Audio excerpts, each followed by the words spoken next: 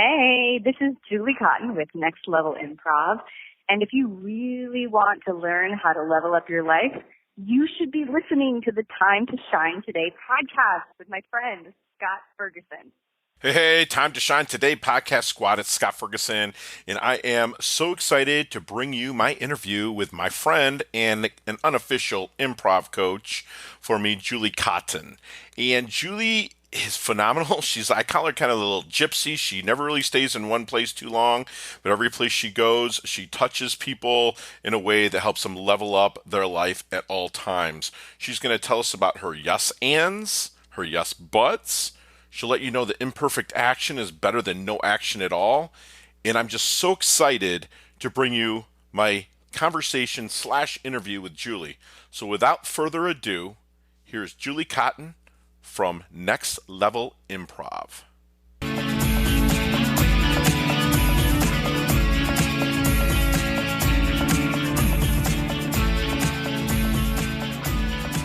Hey, Time to Shine squad. It is Scott Ferguson, and I am an Uber Cloud 9 stoked right now because I have my friend also, Julie Cotton, and she is a fantastic person not just to know, but I get to bring on and interview her and pick her brain. I kind of unofficially call her my improvisational improv coach, and she's taught me stuff in just a few sessions that we've hung out about taking my improv to the next level. It's just incredible. But Julie is an Arizona native, an actor for 35 plus years, a wellness practitioner for 13 years plus.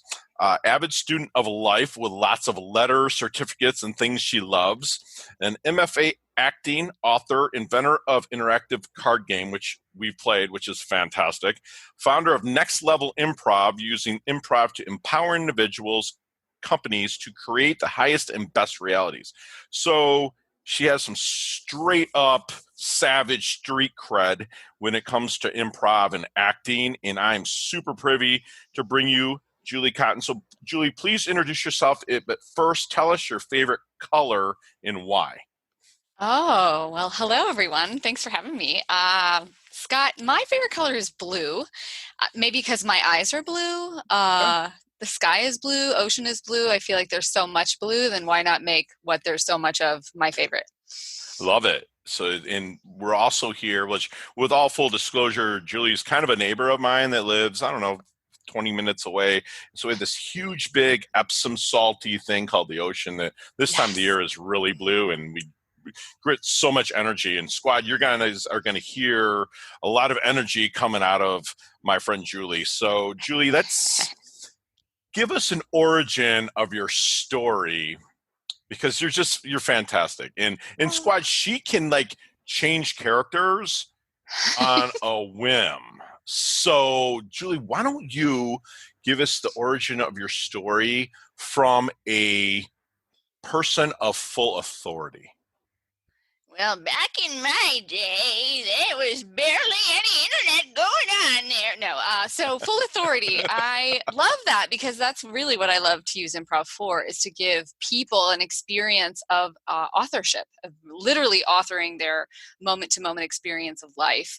And that started for me when I was a little girl, probably 9 years old or so. I saw this improv, it wasn't an improv team, it was an actual rehearsed children's theater, came into my school, and they transformed our gymnasium into this other world, and they had costumes and sets and music, and I was like, oh my God, that's so amazing. I want to do that when I grow up. And I did. When I was 12 years later, I actually worked for that company for 5 years, and that was on the road doing show after show after show for kids, is when I learned how to really unlock improv and the ability to be present moment to moment and playful. Excellent. So how old were you? Around what time of your life? I'm sorry. What time of your life were you traveling around and kind of giving the improvisational? In my late teens, early 20s. Oh, wow. So it was like you said you started early, but then you just kept the ball rolling. So where did you go from there then? Well, I was fortunate to have parents that really supported me. They were like, yeah, I'm super smart, but I didn't have to be a doctor or, do whatever the cultural world said would make a lot of money. They're like, just be happy, Julie. That's all we care about. And I'm like, good, I want to play. So I have been playing literally my whole life. So through grade school, I did high school performances. I would be like the short young kids in the high school plays. And then when I got into high school, I had the leads. And then I went to undergrad in theater education, graduate school. I have an MFA in acting. So my whole life has been acting, theater, improv, music, all of this. So I can't remember a time when I did not have this. So if you weren't an improv or an actor, what would you be doing? Well, I like a lot of side hustles because I have the attention span of a gnat sometimes. So I get bored really easily, which I think serves as an actor. It's important to be able to play many parts. So I like to try all things. And I love working out. I love wellness. I love healing arts. So I needed to be in shape. Our master's program, the guy that was in charge at the time was like, hey, ladies, a size 2 is in fashion this year. And gentlemen, it's washboard abs. So do what you got to do to get there because the camera adds 10 pounds. So good luck. I was like, oh, all right. So I went and worked out at a dojo, started training in martial arts. I'd done Pilates at home and stuff, but it wasn't really getting me to where I needed to be camera ready. And so, yeah, I just fell in love with moving my body in a very disciplined martial arty kind of way. Which probably kind of translates into your stage and film and everything else that you would do. And I've always wanted to ask you this, like, you're so confident and you're so like outgoing, and you like me, you have that puppy mind where you're just like, back and forth. If you see us on the screen, I'm like moving my head back and forth, everybody. But what in that world intimidates you? In the world of improv, acting, so what in that world intimidates Julie? That is a really good question. Okay, so I will speak to that. For me, I get intimidated and shy away from locking down into one location. I love to travel, and I love the freedom that improv provides. I stepped away from doing rehearsals for legit shows a while back because it was like sometimes 3 weeks of rehearsal, an 8-week run or something. So it was like you were committed to being in one location. So I shy away from that because I love the freedom to move and travel. And, now we have the freedom to do stuff online. So we're all in one place. But yeah, just so committing to like a theater, whether it's in Chicago or Miami or wherever I've been, just being willing to set roots has been something that I haven't really done. Gotcha. But what about like when you're on, is there any like people that you've acted with or did shows with where you're like, oh man, I'm on stage with so-and-so? Or like that kind of intimidation? Like, is there something that in your roles, because Squad, let me tell you something.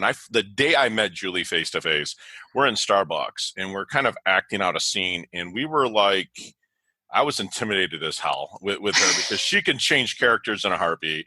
And we were a couple that were breaking up. That was our role. And as people were looking around, and I was like, oh crap. And then like very intimidated because I'm around somebody that I don't have that improv background and stuff. Is there people out there that are like, you're like, oh, I'm going to say, oh shit, I'm with so-and-so. Is that ever happened? And if so, how did you overcome it? Because a lot of my squad that listens, they're sending me emails like, man, I'm going up against this. This is happening. Like, how did you overcome any, you might even want to call it stage fright ever. Something like that. Yes, stage fright, I can definitely speak to. And for me, I don't know if this helps your squad or not. I don't necessarily get intimidated by the person because I do practice, whether it's martial arts or spiritual arts or what have you. I'm a yoga teacher as well. So namaste is a principle I live by. The divine in me honors the divine in you. And so I don't necessarily see people for their fame or their persona. I look through to find their kind of inner child that's going to play with me on stage. So I'm not necessarily awestruck by them because I'm like, oh, you're another human too, like me. Let's play human together, you know? Right. And so that helps kind of level the playing ground a bit. And when I do get stage fright, because it happens, I made my very first webinar not long ago, introducing an online course that I'm offering. And I was nervous, and nervousness shows up like dry mouth for me. It shows up like increased heart rate. It shows up like sweating. And then I'm like, oh, cool. So I take a moment and breathe in that second and say, I really care about what I'm about to do right now. I really Okay. want it to serve people. And I'm going to give over my ideas of it needing to be perfect. I'm going to just give it forth and show up and and that I'm nervous and be like, okay, I care about this, people, and I care about you. So it matters to me. My body is giving me that feedback. So I don't know if that helps. No, that's perfect. So basically what I tell you guys out there that are listening is that sometimes you just want to throw up all over everything, not try to be so perfect, but just like let it roll a little bit, you know, like, especially I have a lot of bloggers that listen in and they're like, Scott, I'm stuck. I'm just like, just write, just keep writing. Yeah. Who cares about commas, semicolons, any of that crap? Just write. And it sounds like with you, are you more of a, when you get into a situation, are you more of a slow it down, or are you like a Tony Robbins where you're hopping around and getting fired up, or does it differ upon your environment and the situation? Yes, the last one. Okay. I'm a bit of a chameleon, Okay. and because I practice awareness, and in improv we have a principle called, make your scene partner look amazing. So my job is to match and lift you up. Right. And that's really where I get the most fun. Also in improv, it's a race to the bottom, right? So whoever loses the scene first wins the affection of the audience. So if I can give you high status all the time, right, then I, in essence, win, but that we're both doing that with each other. So we're looking to how can we give forth and be really generous to our partner.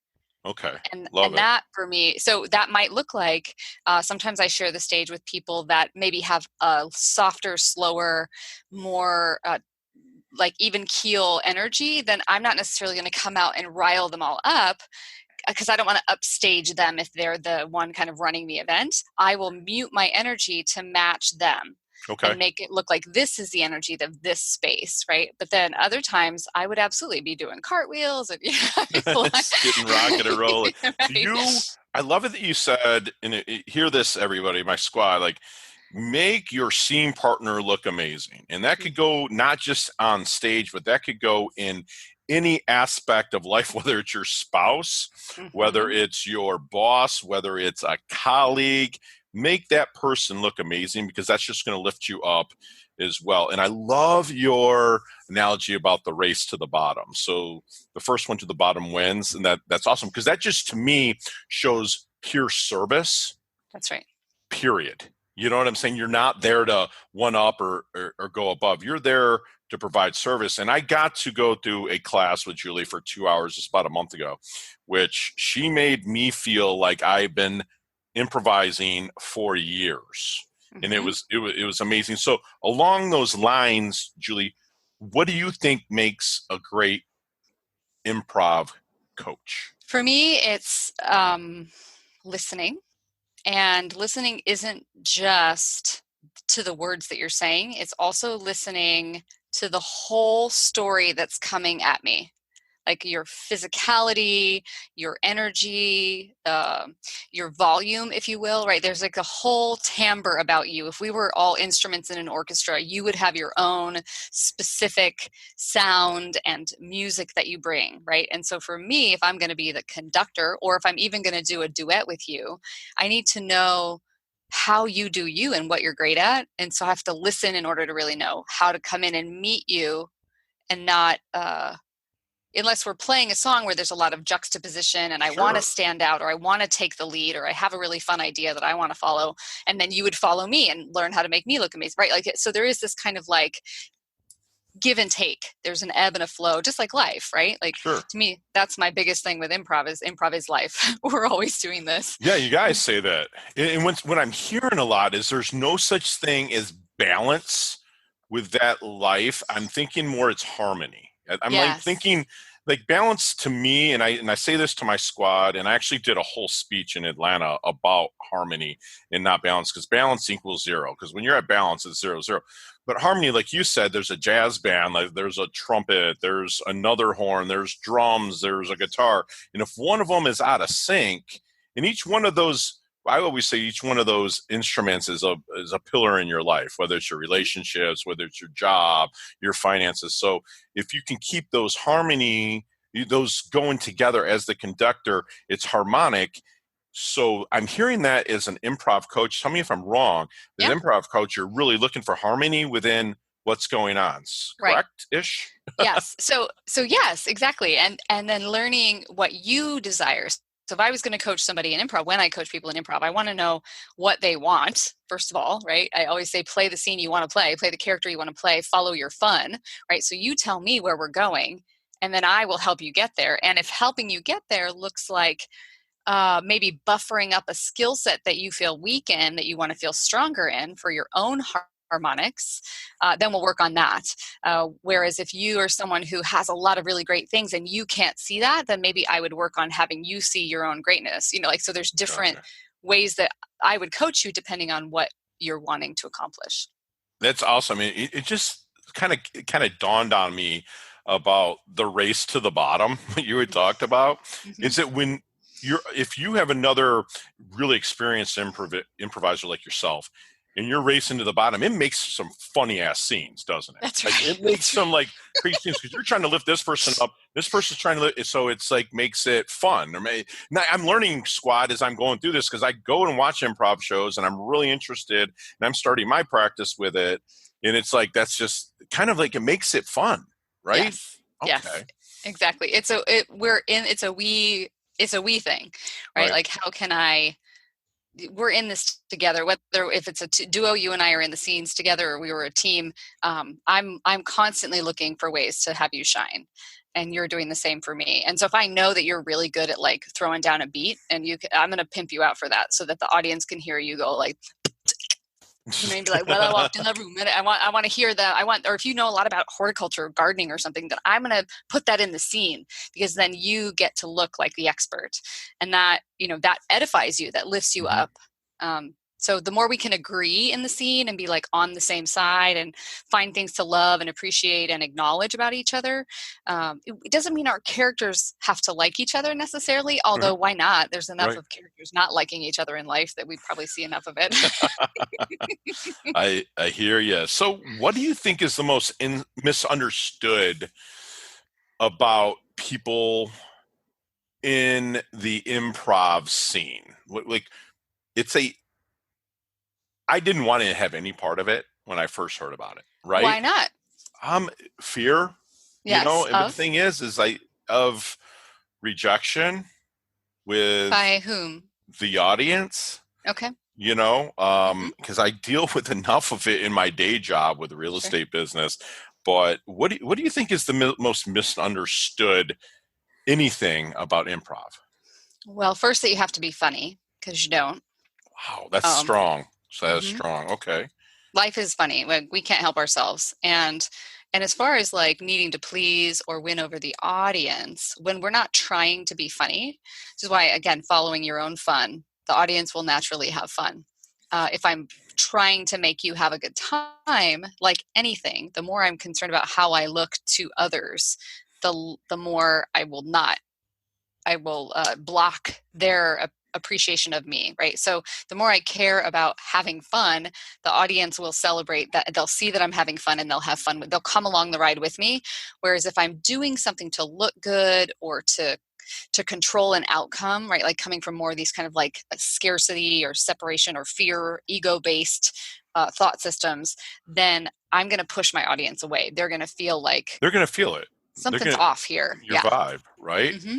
Okay, so basically, everybody that's listening, like, get into improv, because it'll level up your game across the board, and you don't have to be funny. Mm-mm. So that's it. Okay, Miss Gypsy. All right, so you travel, you're everywhere, okay, and I love that about you. But if you had a minute to either travel back in time or write a letter to the 23-year-old Julie Cotton, what would you tell her or write to her? Oh, keep doing it. You're right on track. You can't get it wrong. Just follow your fun, follow your bliss, right? Like that. She did so much, and I would actually invite her to not care as much what other people thought about her, because I feel like that was something. Looking good was something I very much wanted to please people. I wanted to earn approval at that age, big time. I was like, oh, I matter. Look how much I matter. And I was a star in all these shows. I won a bunch of awards, and I was doing a lot of that stuff because I didn't feel like I was worth it. Right. So I felt like I had to earn that love. Here, pour some love or approval into my cup so that I can, keep living. I was living for the applause. I live for the applause. Right. That's great that you say that, because I lived my whole life, and like I said it in about 4 or 5 podcasts about what I call my duality of successes, where we don't, like, if you can live where you just don't give a crap about what anybody thinks about you, as long as you're not hurting them or disrespecting them in any way, you don't give a crap about it. But in the second part of that duality, you want to provide as much service and happiness to people as you can. So if you do those two things, that you go back and tell that young Julie that, listen, that's strong. That's amazing. So what is, Julie's definition of a life well lived? Oh, no regrets. Okay. Showing up. Meeting, yes-anding. I mean, going back to improv, how can I yes-and this moment? Complete and utter acceptance for what is right here, and bringing the gift, taking the next step that I feel called or led or excited by. Let's dig into the yes-and, because people that are not in the world, they probably live a yes-and life in a sense, but they don't know how it can help them. Give us a breakdown on the yes-and, please. Yes.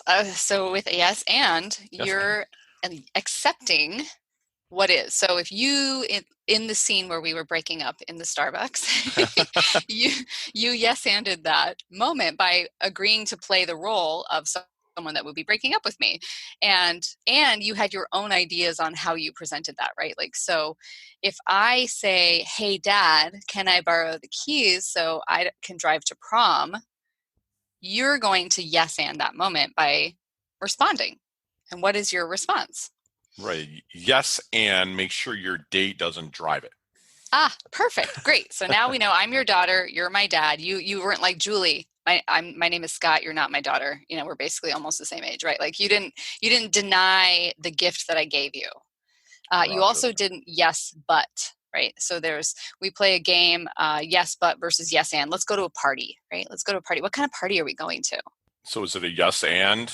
So tell me some kind of party you want to go to. What's the theme of the party? Oh, we're going to a 80s party. Right. Yes. So this yes, but version of this game would be like, what are we bringing to this 80s party? What do you want to bring, Scott? I want to bring Twister. Yes, but I want to bring a DJ.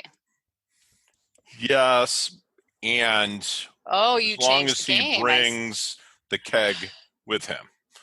Great. So you yes-anded me, which means now we have a DJ and the keg, right? But we don't have your first idea because I yes-butted you. We're not doing Twister because I said yes, but I want to bring this. So a yes, but is really a no. Okay. So all of the people? Yeah. Yes, but is a no. A yes, and is an agreement to keep the conversation going in your feeling of a positive direction, correct? Because it might not be the other person's, okay. I love that. That's deep. So it's the difference between like a yes and is expansive. It allows for all ideas. It's divergent thinking. It's expansive. Okay. So yes, and we could this, and we could this, and we could this, yes, and we could this. So all ideas are accepted, and then you can yes, but it later. So maybe like when a company is working on building a new product line or marketing idea, or you're going to accept all ideas, even your own, inside your own mind. If you're mind mapping or something at home alone, you're going to let it all be there, just free associate, yes, and then go back through with a more analytical comb, with maybe even buts. and throw some yes buts. Yeah, but if we have this, then the budget is here, and then you can convergently kind of move some of those ideas to another project. Have you ever taken this? Everything. Have you ever taken this? Sorry to interject, because I have to. Mhm. Have you ever taken this practice into businesses? I have, yes. Okay, and how are they receptive to it? They do well. Really? I worked with a group of C-suite executives. I was living in the Midwest, Mhm. and it was how do we bring different kind of old regime, new regime. Some new hires had come on in the last 3 years, and they weren't really syncing up as a team. Okay. And we did a whole day. They had a 3-day strategic planning session, and I came in on the last day once they had all their ideas, and we really did some team building. Yeah, a lot of improv is happening in companies. There's so many applications of this. So let me ask you something. What's that gap or that one thing that you figured out to translate your talents into other areas of your life to make you what you are now? So like Arnold Schwarzenegger was a bodybuilder. Like he's a hero of mine, no matter what everybody thinks. But he took that bodybuilding, made himself a bodybuilder, made himself champion there. Was at one time one of the highest grossing actors ever, married into American royalty. Like what for your success, because you're successful what you do, like what is that gap, that thing you figured out as you started to get the experience that really translated into the areas of your life for success? Well, I mean, I feel like I'm always minding the gap. It's like it's a forever gap, right? Every time I reach a certain level, I can see as you go as far as you can go, and when you get there, you can see further. That's where I'm at. So the gap is always there, and I can always use the skills that I've learned in improv to mind the gap or fill the gap, right? Or jump over the gap or crawl under the gap, or because improv is so adaptive. It's very flexible. It gives me the freedom to trust the moment, and that there will always be solutions, not just one, right? Improvisers, everybody, no matter the scene, we could give the same scene to 2 different improvisers. We have a totally different scene. Right. We could give the same suggestion a different night in a different audience, and you and I could have a totally different scene than the suggestion we might have had, even 3 shows ago. So there's always a gap. And with improv, I feel like I've learned to trust and lean in to the gap, like trust that I can't get it wrong. Like there's no such thing as failure. There's only variations. and like when I know that my partner, forward if we do. My partner's got my back, or my scene, my troupe, like my team is going to not let me fall, and I'm not going to let them fall either. So the more that I lean into the team, and for me, I've been a solopreneur for a long time. So really allowing myself to be supported in the context of my business, not just on stages, but reaching out. I mean, now is a perfect time with everything that's going on in the world right now to be like, oh, wait, we're in team. Right, we are. I don't have toilet paper. Maybe I have water, and I can collaborate with my neighbors and have our needs handled. Like I have a garden in my backyard, and I can grow some lettuce, so we can all eat for a week. We're going to be fine. Like just how do we yes and each other in the world? And that to me is the practice of minding the gap. Love it. So I think that you can answer that with just yes and, because I think that any gap can be like crossed or into success with just yes and breaking it down. So what music or album blew your mind? Because you're artsy, and I love to ask artsy people this, like what album when you're young, because you and I are basically the same age. So what's that one that just blew your mind? I mean, I had a soft spot in my heart for U2. They were all, they were on the edge, always like philanthropically oriented, world peace oriented, like there's this bigger thing out. And I just loved some of the like, when you get to the bottom, you go back to the top of the slide, right? Like, so I would run to that stuff, as a dogger. No, I love that. I love it. U2 is fantastic. Mine was Seeger. His Night Moves album. I just, not only just from being in Detroit, but it just resonates. I hear that and it just kind of moves me, So we're going to remove your cell phone out of this equation. Okay. What are 3 things Julie cannot live without? Water, meditation. Okay. And honestly, 3 things. I mean, water's kind of a given. It's fair. What can I not live without? That's a good question. I mean, if I only get 3. I think you would be people. period, because you are just that person. You don't meet strangers. I've noticed that even from the day you and I became friends. But I mean, give me a third one other than people. Well, it's funny because those were the two that came to mind. One was alone time and one was people. And I if I have to pick one or the other, I mean, I guess I'm always with me. So that meditation would be my alone time. But yes, people. So like, I love human beings, and I love light. I feel like a muse, like I like to turn lights on or shine light, like if they're already lit, I'm like a little butterfly. I'll fly up and I'm like, ooh, a light, look at the light. Ooh, it's so shiny and pretty. Ooh. Right. Or if I'm like, oh, that light seems a little low. What's up? Do you want some of my light? Here, have some of my light. Always bringing people up. I love it. Yeah. Even the light. That's beautiful. So we're going to move into what I call our leveling up lightning round. You and I could talk for 20, 25 minutes hours on each one of these questions. There's 4 or 5 questions, but I'm giving you 5 to 7 seconds. Okay? And I want you to answer this question with what's the best, in an authoritative tone, what's the best leveling up advice you've ever received? Oh, best leveling up advice. I would say go for it. Imperfect action is better than no action at all. Love it. And I want a meek person to answer this. Share one of your personal habits that contributes to your success. Well, I think it's important to floss your bottom teeth. I love it. I love it.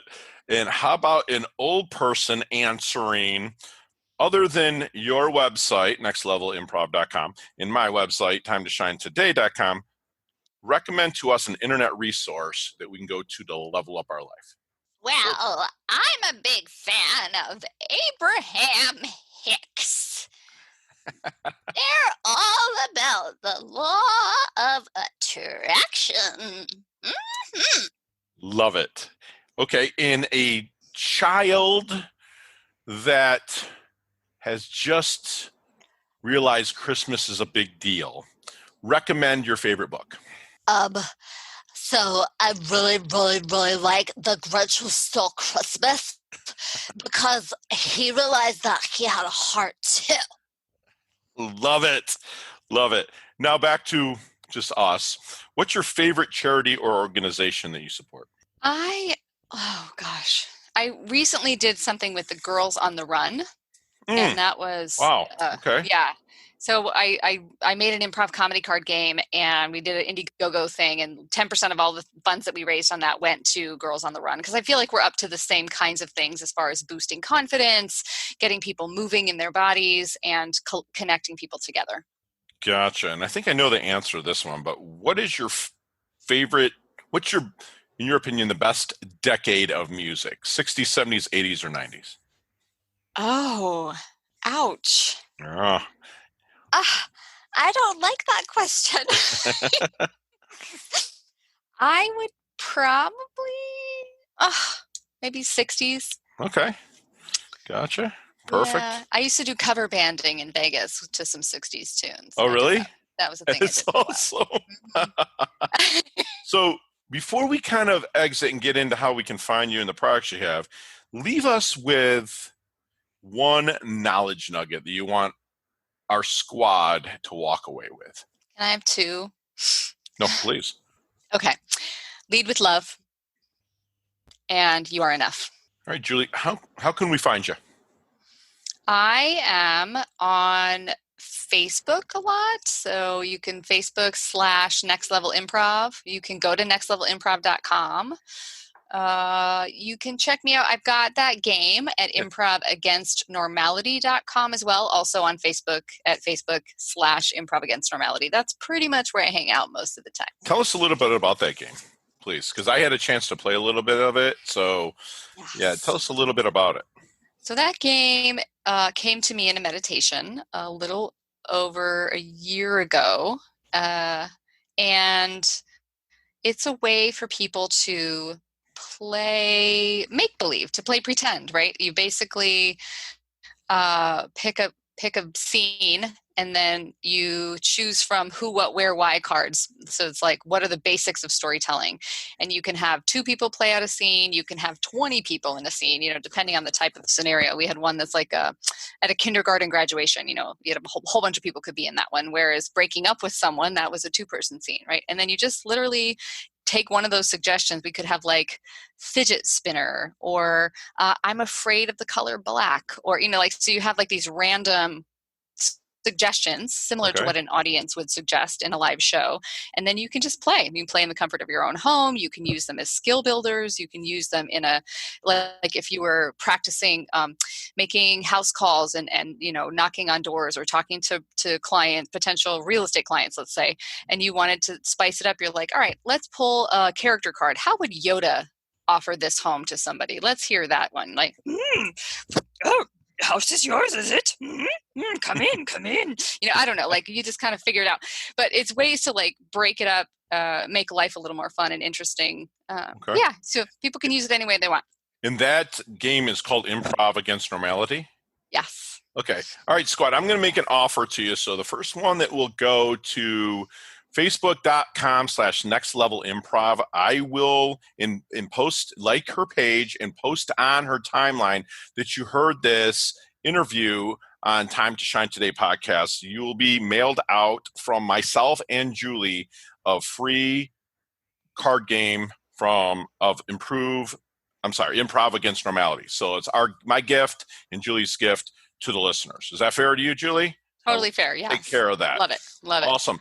And so, Squad, you've heard the fantastic Julie Cotton. Again, she's like my unofficial improv coach, which I'm going to make her official probably very soon.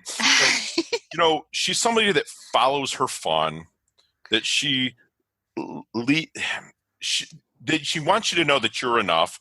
She wants to make you look better than she wants you to make her look better. And that is the kind of people that we want to vibe with. People that stay humble yet hungry, leveling up their health and leveling up their wealth. And Julie, you're part of our squad now. So I really, really, really appreciate you coming on. Thanks for having me. Great to meet you all. Blessings. Awesome. Hey, thanks so much for listening to this episode of Time to Shine Today podcast. Proudly brought to you by Sutter & Nugent Real Estate Excellence, who can be reached at 561-249-7266 and online at www.sutterandnugent.com. If you are a business owner or professional who would like to be interviewed on Time to Shine Today, please visit timetoshinetoday.com/guest. If you like this episode, please subscribe on Apple Podcasts, Google Podcasts, Stitcher, Spotify, iHeartRadio, or wherever you get your podcasts. There's a link in the show notes to our website. Also there, you will see our recommended resources. We hope that you will support our show by supporting them. If you like what you've been listening to, it'd be great if you could just give us a 5-star rating and tell your friends how to subscribe while you're at it. I'm your host, Scott Ferguson, and until next time, let's level up. It's our time to shine.